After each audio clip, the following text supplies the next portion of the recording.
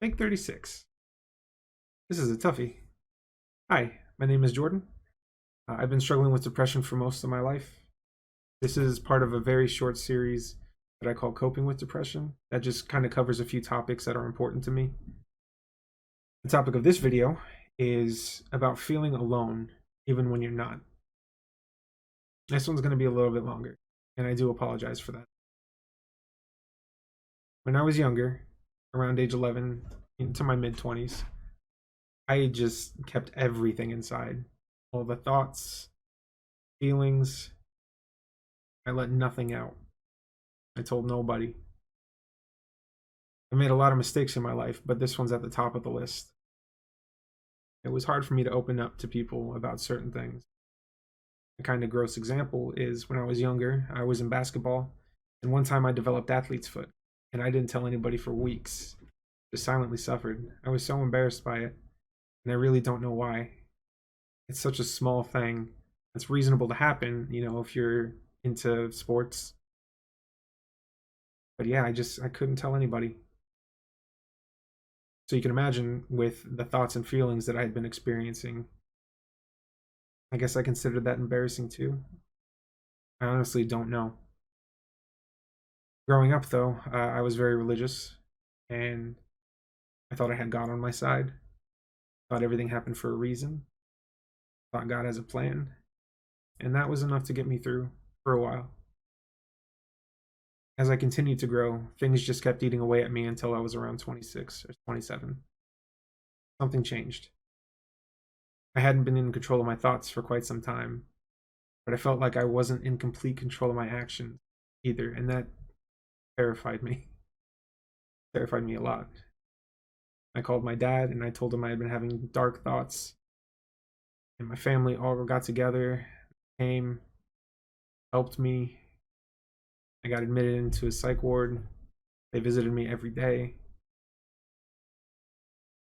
I eventually started doing electroconvulsion therapy for my depression. That really didn't stick. But yeah, I had felt so alone for most of my life, even with the amazing friends and family that I have. And it's not their fault. I need to stress that it's not their fault. There was no way they could have known. They're all amazing people. I'm so lucky to have them in my life. I didn't even let my best friend know about a lot of this stuff. Bits and pieces, but I was never fully truthful with him. I'm stitching parts together because I can't do this all at once, apparently. Once I opened up, there was a notable feeling of relief that I think generally happens when you've been keeping something inside for so long and you finally let it out. Even with that relief, there was and is still a part of me that feels so alone. Like no one can understand what I'm going through. And I think to an extent that's true. If you haven't lived a life consumed by these devouring thoughts, how can you know what it's like? My dad told me one time that he understands that he can't fully understand, that he loves me and he would do anything for me regardless. I can't stress how lucky I am to have the family and friends that I do. I know it makes me incredibly lucky, and I know a lot of people out there aren't as lucky. I told this story in a video that I don't think I'm going to upload, but I'm going to try to get it out here instead. I had a friend that I met online back in the early 2000s, early to mid 2000s. We used to play Counter-Strike together. As time went on, we started playing other games. More notably, around 2015, we started playing Rocket League. And he had been struggling with depression for quite some time too. His made a lot more sense than mine did. I genuinely have a good life, and I'm miserable, and that just doesn't make sense. He had a lot of bad things happen to him in a very short amount of time. It was hard to relate. I didn't feel like I don't know.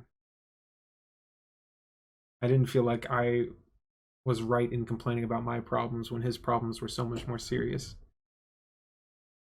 But yeah, we used to play Rocket League. We would vent to each other. We would build each other up.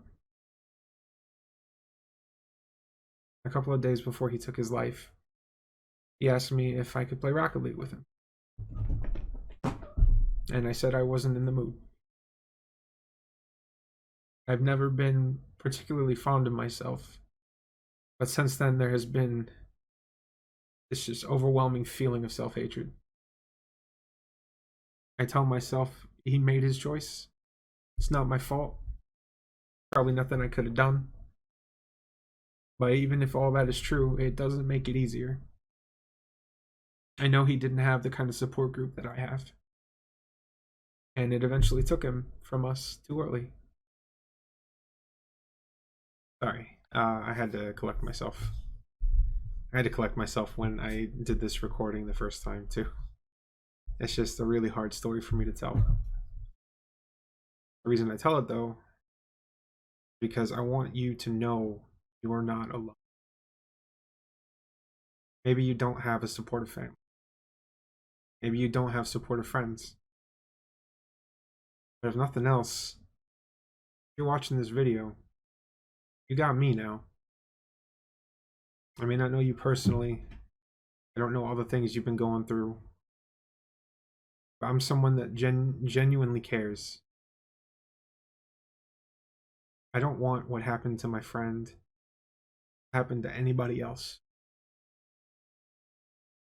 You know, I missed the signs. I don't want to do that again. So please, if you're watching this, you feel alone, and you feel like you're going to do something drastic, please talk to me first. Leave a comment, get in touch with me. We can do something more privately. You're not alone. Even if you feel like you are, you're not. Thank you.